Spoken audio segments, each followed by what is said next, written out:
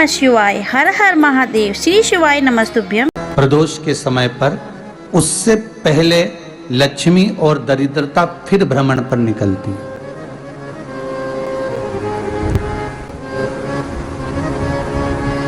शिव भ्रमण कर कर जब वापिस आ जाते शिव भ्रमण कर कर जब वापिस आ जाते हैं, हिंदू धर्म में पीपल के वृक्ष की जो गणना वराह पुराण में करी गई है, 4 बजे से 7 बजे तक शिव के भ्रमण का समय बताया है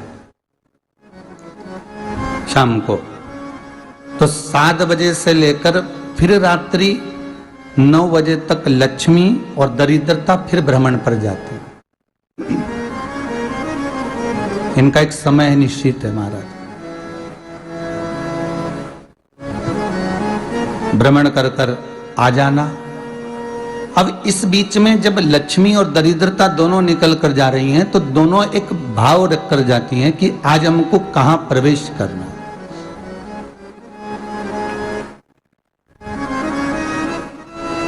आज हमें किस जगह पर प्रवेश करना है, आज हमें कहां पहुंचना है, आज हमें किस जगह जाना है। और जिस नगर में जिस मार्ग से लक्ष्मी और दरिद्रता निकल कर जाती है, ये दोनों का जब निकलना होता है, इनको स्थान दिया गया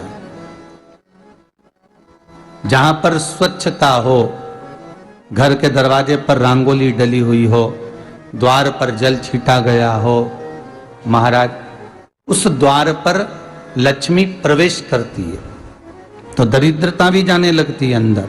जब दरिद्रता अंदर जाने लगती है तो लक्ष्मी उसको रोक देती है। पहले मैं देखकर आती हूं कि तेरे लिए स्थान है कि नहीं है, तू यहां रुक। कुछ देर तक दरिद्रता बाहर खड़ी रहती है और लक्ष्मी जी की बड़ी बहन जब दरिद्रता बार बार अंदर जाने का प्रयास करती है तो लक्ष्मी जी कहती हैं, जीजी तू इतनी बड़ी होकर तुझे मालूम है, तू तेरा सम्मान होना चाहिए, आदर होना चाहिए, और तू अंदर चली जा और कोई तेरा सम्मान ना करे तो कितना बुरा लगेगा, इसलिए तू बाहर खड़ी रहे। मैं अभी आई। अंदर जाती है और जब लक्ष्मी जी भ्रमण कर लेती हैं, अंदर प्रवेश कर कर आती हैं, और प्रवेश कर कर आती हैं तो दरिद्रता पूछती है चले अंदर। तो लक्ष्मी जी कहती हैं, तुझे मालूम नहीं है क्या जीजी कि जिस घर में मैं प्रवेश कर जाती हूं उस घर में फिर दरिद्रता नहीं जा सकती, क्योंकि ये तेरा वचन था, ये तेरा वचन था। अपन दोनों का जब मंगल विवाह हुआ था, मेरा विवाह जब नारायण के साथ में हुआ और तुम्हारा विवाह जब दुसाह मुनि के साथ हुआ, दरिद्रता का विवाह दुसा मुनि के साथ हुआ। जब अपना दोनों का विवाह हुआ था तो अपन दोनों ने एक वादा करा था कि जिस घर में लक्ष्मी प्रवेश कर जाएगी उस दिन फिर दरिद्रता नहीं जाएगी, और जिस घर में दरिद्रता प्रवेश कर जाएगी उस घर में फिर लक्ष्मी नहीं जाएगी। अब जब मैं अंदर देख कर आ गई हूं तो तू अंदर नहीं जा सकती, अर्थात लक्ष्मी के चरण जिस घर में पड़ गए उस घर में फिर दरिद्रता प्रवेश नहीं कर रही। चलते चलते फिर दरिद्रता ने देखा और लक्ष्मी जी इसको लेकर गई, और लक्ष्मी जी ने देखा कि इसके दरवाजे पर जल नहीं छीटा गया, इसके दरवाजे पर ना रंगोली डली है, इसका द्वार साफ नहीं हुआ है, इसके द्वार पर दीप नहीं है, इसके द्वार पर कलश नहीं है, इसके दरवाजे पर ढेर सारा कचरा पड़ा हुआ है, कोई श्वान कोई कुत्ता गंदगी भी कर कर चला गया है, कहीं बिल्ली ने गंदगी कर रखी है, कहीं जीवों ने कुछ गंदा गिरा रखा है। तो फिर लक्ष्मी जी कहती है, जी अब मैं होकर आ गई थी ना, अब तू जा, तू होकर आ। और दरिद्रता प्रवेश करती है। तो अंदर जाकर क्या देखती है दरिद्रता कि इतनी सवेरे से मैं घूमने इनके दरवाजे पर आई और ये तो सब चादर तान के चकाचक गुर्राटा भर भर कर सो रहे हैं। तो दरिद्रता कह देती है, तुम्हारा भाग्य ही बेकार है, तुम्हें क्या करूं, तुम ऐसे ही सोते रहो। और दरिद्रता गुस्से में बाहर निकल कर आती है, लक्ष्मी से कहती है, लक्ष्मी तू इसके घर में जाना ही मत ही। तो दरिद्रता को कहती है, जीजी तेरी बात नहीं मानूंगी क्या मैं? लक्ष्मी जी बोली, मैं तेरी बात नहीं मानूंगी, बिल्कुल नहीं जाऊंगी इसके घर में, तू चिंता मत कर, चल आगे चले। फिर आगे बढ़े। ये लक्ष्मी और दरिद्रता का प्रवेश है।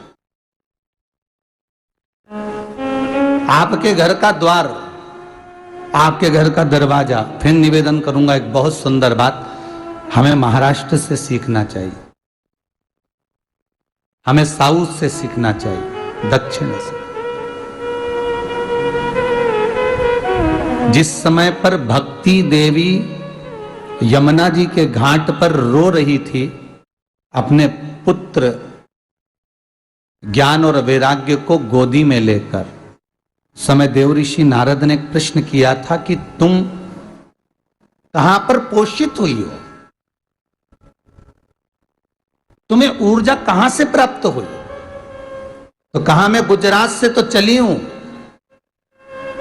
और वहां से चलती चलती भक्ति देवी कहती है मैं बहुत दुखी होकर, बूढ़ी होकर, द्रवित होकर, बड़ी दुख में वहां से चलते चलते जब मैं महाराष्ट्र में पहुंची तो मैंने वहां जाकर देखा कि वहां पर लोग हर पल हर घड़ी ब्रह्म मुहूर्त में उठकर स्मरण करते हैं, नाम जाप करते हैं और दरवाजे पर जल छीट कर रंगोली डालते हैं। तो कह रही है कि वहां पर मैं थोड़ी अवस्थावान होने लगी, वहां मुझे अच्छा लगने लगा। फिर जब मैं और आगे पढ़ी, दक्षिण में जब पहुंची, वहां पर जाकर मैंने देखा कि सुबह से उठकर मंगलाचरण, मंगला स्तोत्र और वेदों की ध्वनि होने लगी। वहां पर मैं और आनंदित हो गई।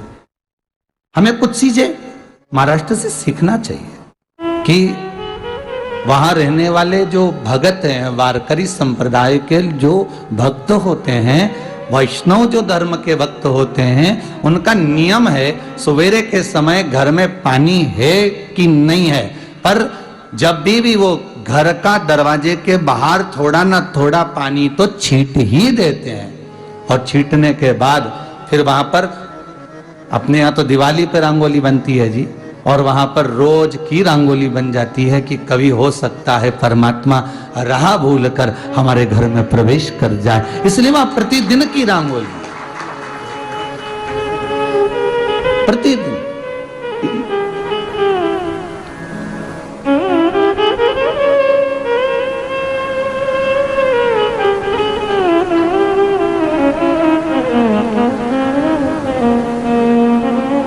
हमें सीखना चाहिए थोड़ा सा।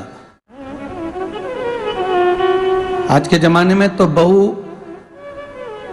अपने कमरे की झाड़ू लगा ले, वो ही बहुत बड़ी बात है। हो खड़ी खड़ी बहू ये देखती रहेगी कि नौकरानी सही से झाड़ू लगा रही, वहां से लगा के लाओ, इधर से हेड के ले जाओ, वहां से कचरा सोरो, वहां से पोछा लगाओ। खड़ी रहेगी, उंगली से बताती रहेगी, पर इतना नहीं बनेगा कि सेविका से, नौकरानी से, दासी से कह दे कि तू मम्मी पापा के कमरे की लगा ले, मैं मेरे कमरे की लगा लूंगी, तू जा उधर। थोड़ा दया का भाव अगर होता तो उसके मन में भी आता कि मेरी बड़ी सेठानी तो अपनी जगह पर है, पर छोटी तो सेठानी की भी बड़ी सेठानी है जो मुझ पर करुणा करती रहती है। पर बड़ी तो कहे कि बेटा रहने दे, तू उधर ले जा, भाभी के कमरे में देख ले जा। उसके बच्चों का बड़ा फैलारा रहता ना, तो उधर देख ले जा, तो जरा उधर, मां उधर भेज रही है।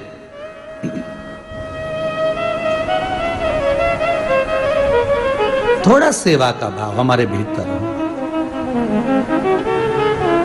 और एक निवेदन तो हमेशा करा है और अब आज भी करता हूं, पूरे घर की सफाई करवाओ, पूरे घर में तुम पोछा झाड़ू जो चाहे करवाओ, मना नहीं है। पर एक निवेदन है, रसोई घर के अंदर बहू और बेटी ही जाकर भोजन बनाए तो अन्नपूर्णा सदा कृपा करती है महाराज। बहू और बेटी ही।